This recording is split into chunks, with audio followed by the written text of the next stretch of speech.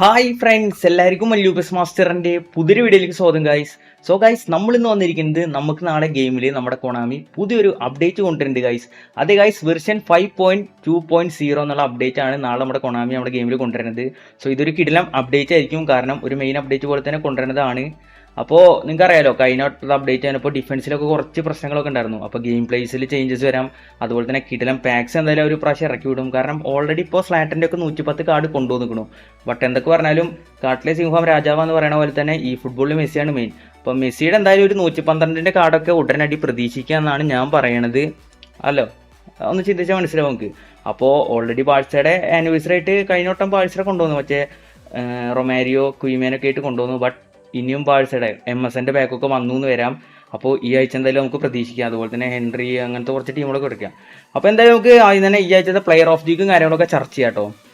So player of വീക്കിൻ്റെ കാര്യം പറയുകയാണെങ്കിൽ guys, നമുക്ക് അതിന് തന്നെ UCLൻ്റെ പ്ലെയർ ഓഫ് വീക്ക് അതിനകത്ത് നമുക്ക് UCL ഉണ്ടായിരുന്നല്ലോ. സോ അതിൻ്റെ പ്ലെയർ ഓഫ് വീക്കിൻ്റെ കാര്യം പറയുകയാണെങ്കിൽ നമ്മുടെ എംബാപ്പെ എന്തായാലും വരും. ഹാട്രിക് ആണ് അടിച്ചിരിക്കുന്നത് എംബാപ്പെ. സോ എംബാപ്പയുടെ എന്തായാലും കാർഡ് വരും. അതുപോലെ തന്നെ വിറ്റീനെ ഹാട്രിക് അടിച്ചിട്ടുണ്ട്, വിറ്റീനയുടെ കാർഡ് വരും. ടോട്ടനത്തിൻ്റെ ഒപ്പമാണ് വിറ്റീനെ അടിച്ചിരിക്കുന്നത്, ഒളിമ്പിക്കാസിൻ്റെ ഒപ്പമാണ് നമ്മുടെ എംബാപ്പെ അടിച്ചിട്ടു. അതുപോലെ തന്നെ നമ്മുടെ എസ്റ്റാവ് ബാഴ്സയ്ക്കെതിരെ ഒരു കിടിലം ഗോൾ അടിച്ചിരുന്നു. മൂപ്പര ഒരു കാർഡ് വരാൻ ചാൻസ് ഉണ്ട്. പിന്നെ നമ്മളുടെ ജിമിനസ് നമ്മുടെ അത്ലറ്റിക്കോ മാഡ്രിഡ് സെൻറ്റർ ബാക്ക് ആണ്. സോ ആളുടെ ഒരു കിടിലം കാർഡ് വരും. അതുപോലെ തന്നെ നമ്മുടെ ടിംബർ ഗോൾ അടിച്ചായിരുന്നു നമ്മുടെ ബയേൻ്റെ ഒപ്പം. പിന്നെ കട്രിക്കില്ല, മറ്റേ അറ്റ്ലാന്റയുടെ പ്ലെയർ ഉണ്ടോ, സോ ചെങ്ങായി വരുന്നുണ്ട്. പിന്നെ അവിടെ മിക്ടോമിൻ നപ്പോളിക്ക് വേണ്ടി ഗോൾ അടിച്ചായിരുന്നു. പിന്നെ ഒബമേങ് 2 ഗോൾ അടിച്ചായിരുന്നു, അത് കിടലിനായിരുന്നു. അത് ന്യൂകാസ്റ്റിൽ പോകുന്നുണ്ട്. അതുപോലെ തന്നെ നമ്മുടെ ലെവർകൂസിൻ്റെ ഗോൾ കീപ്പർ മാർക്ക് പറഞ്ഞിട്ട് മൂപ്പര് വരാൻ ചാൻസ് ഉണ്ട്. പിന്നെ നമ്മുടെ PSVയുടെ ലിവർപൂളിനെതിരെ അറിയാമല്ലോ, നമ്മുടെ ബാൻഡേക്കിൻ്റെ ഒക്കെ മണ്ടത്തിൽ അതെടുത്ത് പറയണം.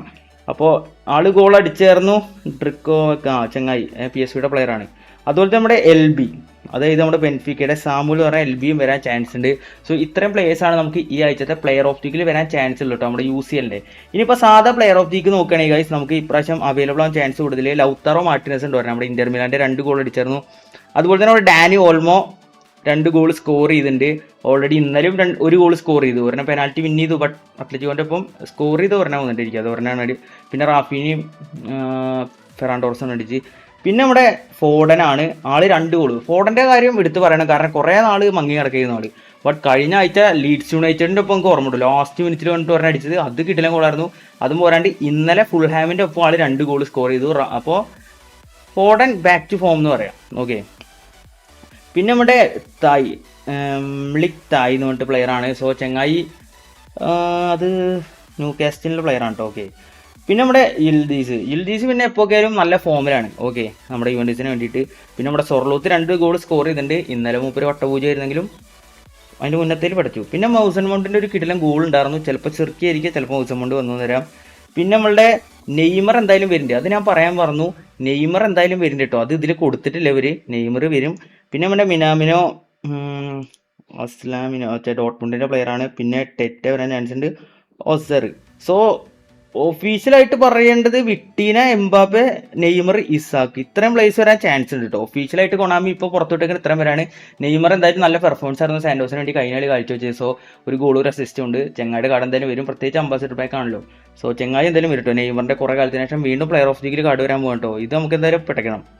പിന്നെ ഗൈസ്, നമുക്ക് വരാൻ പോകുന്ന പ്ലേയേഴ്സ്, അതാണ് ഞാൻ പറഞ്ഞത്. ബാഴ്സയുടെ ചിലപ്പോൾ ഇനിയും പാക്ക് ഇറക്കി വിട്ടേക്കാം. അത് ചിലപ്പോൾ മെസ്സി ഉണ്ടാവും, 112 കയറാവുന്ന മെസ്സി കിട്ടുമ്പോൾ ചിലപ്പോൾ 106 ആയിരിക്കാം. പിന്നെ Maradona, Neymar, Pique, Xavi, Alves. വെച്ചാൽ അന്ന് AC മിലാൻ്റെ ഒരു വലിയ പാക്കായിട്ട് ഇറക്കി വിട്ടില്ലേ, അതുപോലത്തെ ഒരു പാക്ക് നമുക്ക് ബാഴ്സയുടെ വന്നേക്കാം. ഇനിയിപ്പോൾ നാളെ വന്നില്ലെങ്കിലും മേ ബി ന്യൂ ഇയറാണ് നിങ്ങൾ നോക്കി വെക്കേണ്ട ഡേറ്റ്. കാരണം കഴിഞ്ഞോട്ട് ന്യൂ ഇയറിനെ മറ്റേ ബെയിലിനെ ഇറക്കി വിട്ട് എനിക്ക് ഓർമ്മയില്ലേ, 107 സോ അതുപോലെ ഒരു സർപ്രൈസ് എന്തായാലും ഇപ്രാവശ്യം ഉണ്ടാവും. സോ ന്യൂ ഇയറിനൊക്കെ വേണ്ടി എല്ലാവരും കോയിൻ സേവ് ചെയ്യുക, അതാണ് മെയിനായിട്ട് പറയാനുള്ളത്. ഇപ്പോൾ എനിക്ക് ബാഴ്സയുടെ വരികയാണെങ്കിൽ, ഇപ്പോൾ മെസ്സി, നെയ്മറൊക്കെ വരികയാണെങ്കിൽ സ്പിൻ ചെയ്തോ, അത് നല്ലൊരു ഓപ്ഷനാണ്. ബട്ട് വേറെ വല്ല പാക്ക് വരികയാണെങ്കിൽ എടുക്കണ്ട ഞാൻ പറയുള്ളൂ. നേരെ ന്യൂ ഇയറിന് പോയിക്കോ. ന്യൂ ഇയർ വെച്ചാൽ ഗോളി ന്യൂ ഇയർ അല്ല, ജനുവരി ഫസ്റ്റിന് പോയിക്കോ.